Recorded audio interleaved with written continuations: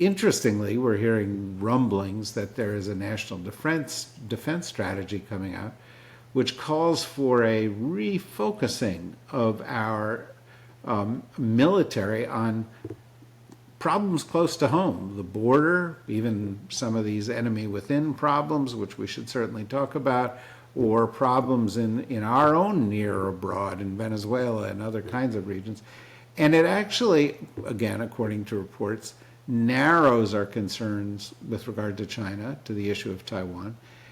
And I'm just wondering if coming out of this region, you're comfortable with that rumored approach. Well, as the cliche goes, there is a lot to unpack in that question. Yeah, I did. I was in Beijing and Shanghai for 5, 6 days. First House Congressional Codel that had been there since 2019. There'd only been one Senate one that Senator Schumer led a couple years ago. Main goal there was to open up lines of communication and begin dialogue between leadership in China and the U.S., which I think is crucially important. But then you take a step back and say, what are U.S. national security interests? And there's sort of two pieces. One is the broad picture, and then second is the narrow picture of what Trump is doing with the military now and refocusing it domestically that you raised. The broad picture to me is the U.S. still has the same interests that we've had for the last 80 years. We have an interest in the, again, cliche, rules-based international order. A global economic system that allows the free flow of goods, a robust supply chain, peace and stability in as many places as possible so we can do business and grow economically. I think that's still our interest. What we have now is we have China, Russia, Iran, and North Korea who are challenging that order to a degree that we have not seen, even during the height of the Soviet Union, because there's a level of cooperation, and it's economic, not just military. You've got the BRICS countries forming to try to figure out how can they perhaps create an alternative to the U.S. financial control of the world. So we're being challenged in that way, and the question is, how do we meet that challenge? And my take on China, yes, China is the biggest threat in the sense that they are the most capable of the group, without question.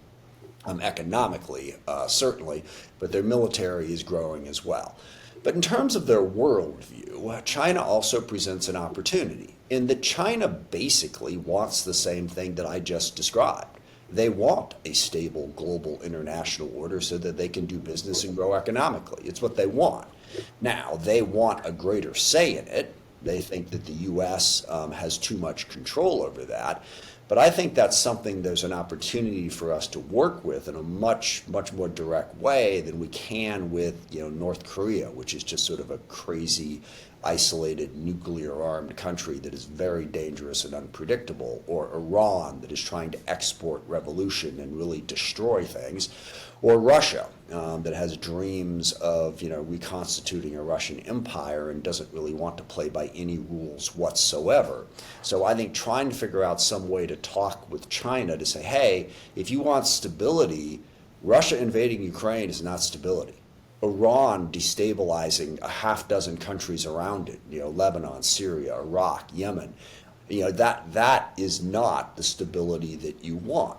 We got a long way to go, but I think we should open up that dialogue, which pivots us to what Trump is focused on. And I want people to understand one thing.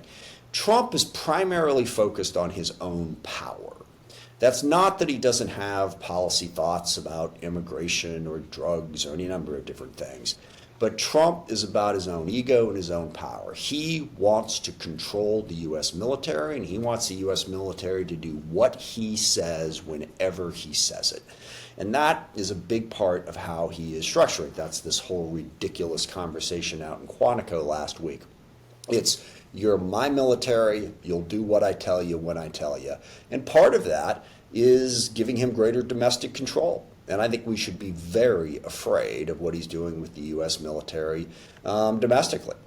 I can easily envision in a contested election him claiming that there's unrest in all of these places, so the military needs to come in and settle it. And he wants them to be loyal to him if that comes to pass. And I am not a panic, hyperbolic sort of person. It's not it's not the way I approach things. I try to solve problems, work with people, and be reasonable. So I'm calling it as I see it, not just to try to scare people. I think there's real concern about what Trump is doing with the military in that regard. And I think that's a big part of the reason why he wants to consolidate power here locally, why he's sending the Guard to Chicago and Memphis and Los Angeles and Portland, and doing all of that. As far as the war on drugs that he is launching, I think there is a legitimate concern there. Obviously, fentanyl and drugs are a major problem in the U.S. Is the U.S. military really the solution to that? Does it serve U.S. interests to get into a shooting war with every drug cartel in the Western Hemisphere? I don't think it does. I don't think it's going to solve the problem. I think it's going to alienate neighbors and make the problem worse. And it will also distract us from the fact, shifting back to the global problem, we need to be able to deter our adversaries. Part of getting China to the table to have that discussion that I mentioned earlier is having a credible threat to say, no, China, you can't just take Taiwan. You can't just take the territory that you want that now belongs to Japan, the Philippines, Vietnam, Indonesia, India, Russia, for that matter. So we need to have that credible deterrence, and we sure as hell need to have a credible deterrence in Europe, given what Putin's ambitions are. And if we distract that to fight a war that we cannot win, we are not militarily going to be able to stop drugs from coming into this country. That's as much of a demand problem as it is a supply problem. I think there is real risk that that weakens us in Russia and Asia and undermines our overall national security strategy. Yeah, I remember once having a conversation with you in which we both said we were drawn, I think, a little bit to national security because it was one of those places where politics would get set aside, where there were common interests. People would talk about the common interests. We had a shared interest in safety, security, prosperity here in the United States. And of course, we're in a moment of maximum polarization. And when I see, the president declaring, the opposition party in the United States or people who protest against him to be enemies, talk about invoking the Insurrection Act, talk about a war in Portland. You're from neighboring Washington. I probably was news to you that Portland was a war-ravaged city. How is it on the House Armed Services Committee? How is it, because you have a reputation for being rational and able to work with your colleagues regardless of political party for the reasons I was saying earlier, and yet we're at this moment of polarization. And it's like, can we together manage our national security successfully when such divisions are so, prominent? It's getting difficult. I will say that the House Armed Services Committee, Senate Armed Services Committee are still sort of the last bastions of bipartisanship. Mike Rogers, who's the chairman of the House Armed Services Committee, I could not ask for a better partner. He is sincerely interested in working together to meet our national security needs. We've got a big piece of legislation this year in the defense bill on acquisition reform that could really put the Pentagon in a better position to more rapidly acquire the innovative technologies that we're going to need to meet our national security needs now going forward. We still work together. We still have rational conversations, but it's getting more difficult because the Republican leadership is 100% partisan. We try to fight them off, keep them out of our work, but inevitably they insert themselves and undermine the bipartisanship of the committee, number one. Number two, Trump's extreme approach is making it harder and harder because as bipartisan as the House Armed Services Committee is, the Republicans on that committee will not challenge Trump. They may not like what he's doing, they won't say it out loud, and they won't challenge it. The one area they did challenge Trump on Ukraine, that seems to be bearing at least a little bit of fruit at the moment, in that the president is softening his pro-Putin stance. He's still not anywhere near where he needs to be on that conflict, but they've pushed back on that. But when it comes to, sending active duty Marines into Los Angeles, when it comes to taking money out of our national security budget and shifting resources to the border, long after the president secured the border, he's still taking hundreds of millions of dollars and thousands of troops and redirecting them towards the border so that basically our troops can, hang out on the border and just sit around and watch stuff. They're not doing anything down there. The Republicans are not willing to stand up against that. And I'm worried. I mean, we'll see. The shutdown fight right now, I think, is going to be really telling. Do the Republicans come across at all and negotiate with us, or do they continue their hard-line Trumpian stance of here's the budget, you Democrats just have to eat it? Now, the problem with their theory on that is we don't. Okay, the Senate Democrats, the 7 Democratic votes that they need in the Senate, they don't have to vote for that. And they're not going to unless some sort of conversation opens up. But I guess I would sum all that up by saying that bipartisanship that is so central to national security and so central to the way the House Armed Services and Senate Armed Services committees work is hanging on by a very thin thread right now. But doesn't anybody, you talk to Republicans off the record, people that you get along with, doesn't anybody say, there is no war in Portland? We know there's no war in Portland? Yes. I mean, Now, look, here's part of the problem. This takes me into more of a domestic direction. How to put this exactly without getting myself in trouble. The left side of our political spectrum has advocated policies that I don't agree with and that have undermined, a number of different important issues in this country. And there is a legitimate concern about that. No, Portland is not a war zone. Yes, Portland is a very poorly run city that has not handled their drug, homelessness, and crime problems anywhere near as effectively as they should have. Same can be said of Seattle, by the way, an area that I represent part of, and King County.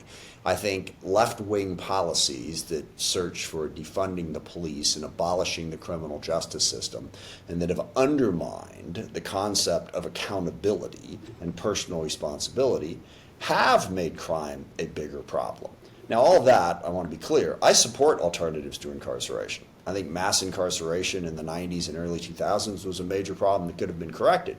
But you don't have to overcorrect to no accountability and no responsibility. And we're wrestling with that issue right now. But the one thing I will say, there is no way on God's green earth that the United States military makes that situation better.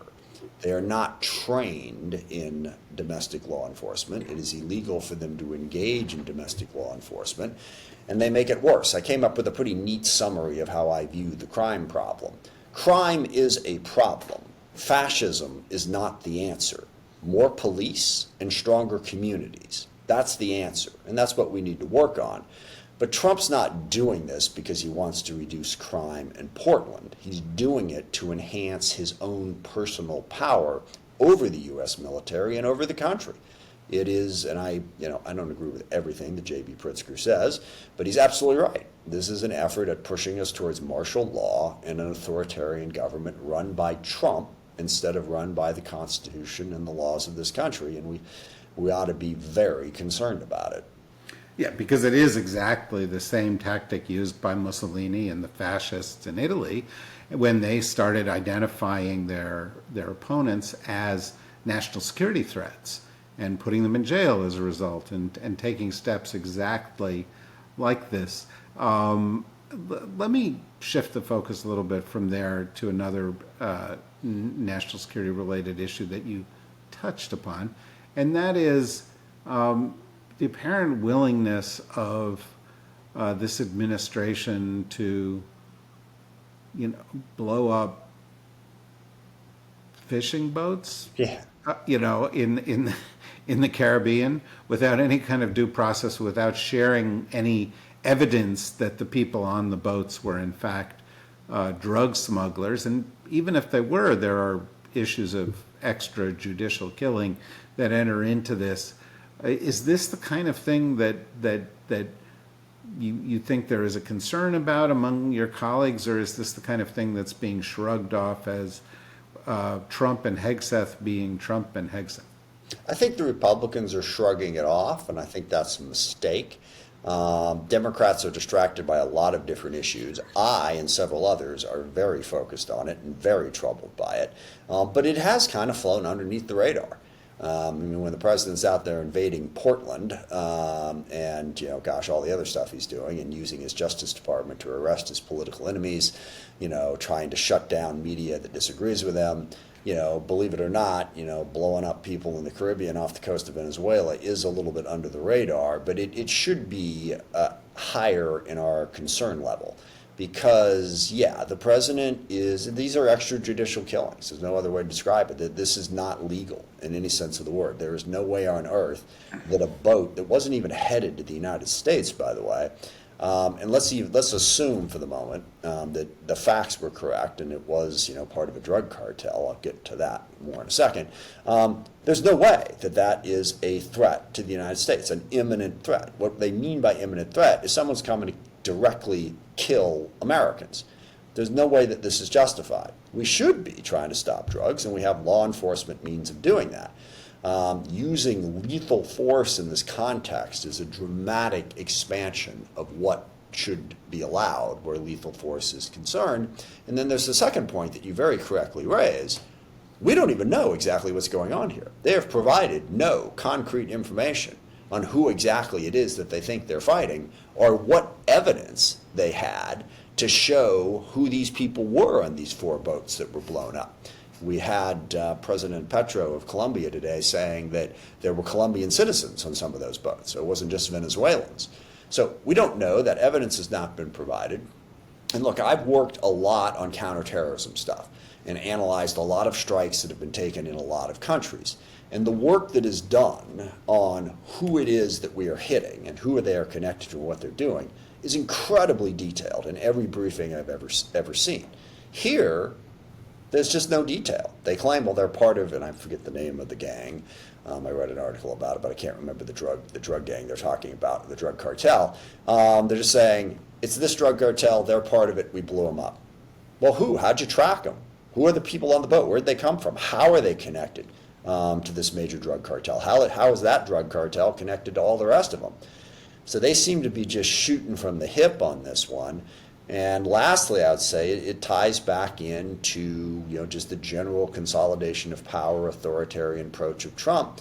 I think he wants this to be like that, because basically says, why did I do it? Because I wanted to and I can. And that's all you need to know.